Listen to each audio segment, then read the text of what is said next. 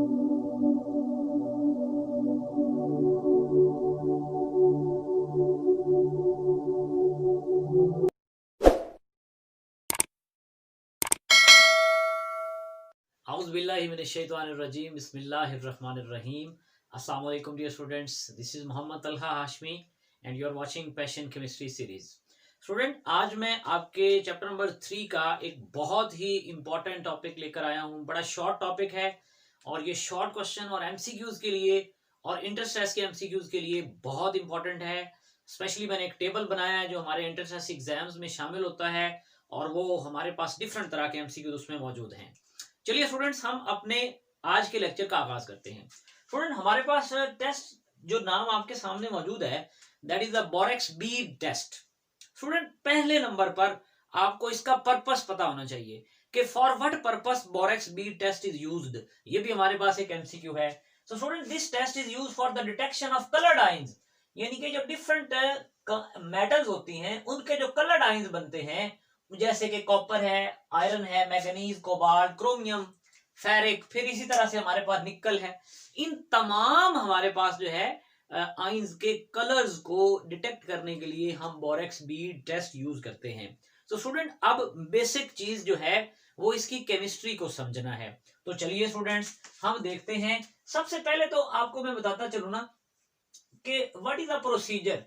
हम इस ये साल्ट एनालिसिस के अंदर जब हम ये टेस्ट करते हैं लैब में perform, so what is the procedure for to perform this borax bead test. Student देखिए, बेसिकली हमारे पास यहाँ पर ये चाइना डिश है. इस चाइना डिश के अंदर हमारे पास क्या मौजूद है? We have a borax powder, borax मौजूद है. और आपके पास इसकी बोरेक्स को जो है आपने क्या करना है, बेसिकली इसको यूज करना है. How we can use it for detection of the colour of different metal ions. तो ये स्टूडेंट हमारे पास बोरेक्स है. आपने एक प्लाटिनम की वायर लेनी. ये प्लाटिनम की बनी हुई एक वायर है और उस प्लाटिनम की बनी हुई वायर के एंड पर आपने एक लूप बना लेना है. ये सर्कुलर लूप बन गया. ये स्टूडेंट हमारे पास लूप है और ये हमारे पास स्टूडेंट्स क्या है, that is a platinum wire.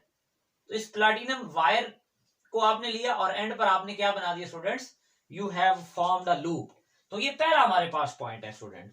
अब आप क्या करेंगे स्टूडेंट, देखिए पॉइंट टू पॉइंट हम इसको जो है वो एक्सप्लेन करते जाएंगे. ये पॉइंट नंबर 1 था हमारे पास स्टूडेंट्स.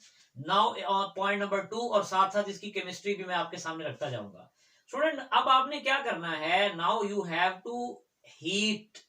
आपने हीट करना है स्टूडेंट्स. किसको? You have to heat the platinum loop. आपने इसको हीट करना है स्टूडेंट्स. इसका मतलब है स्टूडेंट, मैं आपके सामने एक फ्लेम बना रहा हूं. आप बड़ी तवज्जो से इसको जरा समझने की कोशिश कीजिएगा. ये स्टूडेंट हमारे पास फ्लेम है. फ्लेम दो तरह का हुआ करता है स्टूडेंट्स. एक होता है ऑक्सीडाइजिंग, ये जो ऊपर वाला फ्लेम होता है स्टूडेंट्स, ब्लूइश कलर का जो फ्लेम होता है, इसको हम क्या बोलते हैं, that flame is actually called as an oxidising flame. ये ऑक्सीडाइजिंग फ्लेम कहलाता है. और जबकि स्टूडेंट येलोइश कलर में, अब येलो कलर मैं रेड को येलोइश के तौर पर यहां पर यूटिलाइज करता हूं. तो ये जो डाउनवर्ड हमारे पास ये येलोइश कलर जो है हमारे पास, ये येलोइश कलर का जो फ्लेम होता है स्टूडेंट्स, ये बेसिकली हमारे पास जो है वो रिड्यूसिंग फ्लेम होता है जो लो कंटेंट ऑफ ऑक्सीजन की वजह से बनता है. और oxidising flame high content of oxygen की वजह से बनता है. तो ये स्टूडेंट हमारे पास दो तरह के फ्लेम है, वैसे आपको बता दिया. अब हमने क्या किया, हमने ये प्लाटिनम की जो लूप है इसको यहां से हीट डाउन किया. यानी कि ये हमारे पास प्लाटिनम की बनी हुई वायर है और ये लूप है और इसको हीट किया हमने. ठीक हो गया स्टूडेंट्स. अच्छा, अब जब इस हीट कर लिया तो अब आपने क्या करना है, पॉइंट नंबर 3 में आ जाइए. अभी तक हमारे पास कोई केमिकल रिएक्शन यहां पर नहीं हुआ. अभी सिंपली हमने प्लाटिनम वायर बनी जो थी उसका लूप, उसको हीट किया. अब जो हीटेड लूप है स्टूडेंट्स, आपने क्या करना है, आपने उस हीटेड लूप पर जो बोरेक्स पाउडर फॉर्म में मौजूद है, आपने उसके ऊपर उसको जो है वो थ्रो करना है. तो ये स्टूडेंट बोरेक्स का पाउडर जो है वो इसके ऊपर आकर आपके पास जो है वो अटैच हो जाएगा. यानी कि आपने इसके ऊपर क्या लगा दिया students, you have a powder of the borax. ये बोरेक्स हमने इसके ऊपर जो है इस लूप के ऊपर जो है वो बोरेक्स पाउडर को जो है वो थ्रो किया है, और वो इसके ऊपर हीटेड फॉर्म में था, तो ये यहाँ पर आकर जो है वो बेसिकली उसके ऊपर आके अब्सॉर्ब हो गया है। स्टूडेंट अब हम इसको फर्दर हीट करेंगे, यानी कि आप जब इस लूप को फर्दर हीट करोगे, इसको फर्दर हीट करवाओगे, तो डिफरेंट तरह के केमिकल रिएक्शन यहाँ पर टेक प्लेस होंगे, और जो इंपॉर्टेंट है इसको समझने के लिए। स्टूडेंट देखिए, सबसे पहले ये Na2B4O7.10 वाटर ऑफ क्रिस्टलाइजेशन अगर मौजूद है, तो आप इसे हीट करोगे तो ये सारे के सारे वाटर मॉलिक्यूल यहां से लूज हो जाएंगे, और लूज होने के बाद हमारे पास जो एक आप कह लीजिए कि स्वेलिंग, यानी कि ये स्वेल हो जाएगा और जैसे फूल जाएगा, इसके ऊपर थोड़ा थोड़ा ये फूल जाएगा, Na2B4O7। तो ये स्टूडेंट हमारे पास इसमें स्वेलिंग हो जाएगी, और ये हमारे पास बोरेक्स बन जाएगा, और इसमें ये डिहाइड्रेशन हो गई इसमें से, और ये थोड़ी थोड़ी स्वेलिंग इसके ऊपर हो जाएगी। तो ये स्टूडेंट हमारा केमिस्ट्री में इसके बोरेक्स बीड टेस्ट की केमिस्ट्री में पहला रिएक्शन है।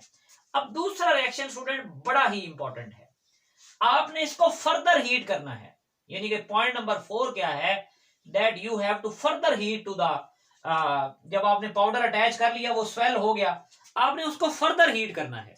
जब आप फर्दर हीट करेंगे स्टूडेंट्स, तो ये जो बोरेक्स है दैट विल एक्चुअली Na2B4O7, ये स्टूडेंट फर्दर जो है वो हीट अप करने से कन्वर्ट हो जाएगा NaBO2, और प्लस स्टूडेंट हमारे पास B2O3। तो ये स्टूडेंट हमारे पास जो है यहां पर इसे क्या कहते हैं, सोडियम मेटाबोरेट, सोडियम मेटाबोरेट में ये चला जाएगा स्टूडेंट्स, और साथ में हमारे पास क्या आ जाएगा, बोरिक एनहाइड्राइड।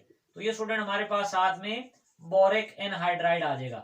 ये स्टूडेंट बोरिक एसिड का एनहाइड्राइड है, और ये ग्लासी मैस, यानी कि अब होता क्या है, जब ये बीड क्यों कहते हैं भला इसे, जब ये आपने इसको फर्दर हीट किया यहां पर, तो जो ये लूप था ना स्टूडेंट्स, इसके ऊपर बोरिक एनहाइड्राइड की फॉर्म में ऐसे जैसे तस्बीह के दाने हुआ करते हैं ना, इस तरह की बीड्स बन जाती हैं, ऐसे ये कलरलेस बीड्स बन जाती हैं, इनको बीड्स कहते हैं। और ये किसकी होती हैं, ये स्टूडेंट हमारे पास ग्लासी मैस है, ग्लासी मैस यानी कि ग्लास की तरह का कलरलेस मैस होता है, और ये बोरिक एनहाइड्राइड होता है। इसका मतलब है क्या किया हमने स्टूडेंट्स, स्टेप बाय स्टेप देखते हैं।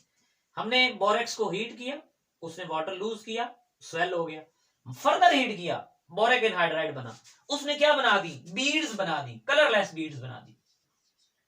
ठीक हो गया जी, बीड्स बन गई। अब क्या हुआ, अब हमने कहा भी जिस साल्ट को भी आप डिटेक्ट करना चाहते हो, मसलन मेरे पास ये कॉपर ऑक्साइड है, मैं इसको डिटेक्ट करना चाहता हूं, मैं क्या करूंगा, I will react it with boric anhydride.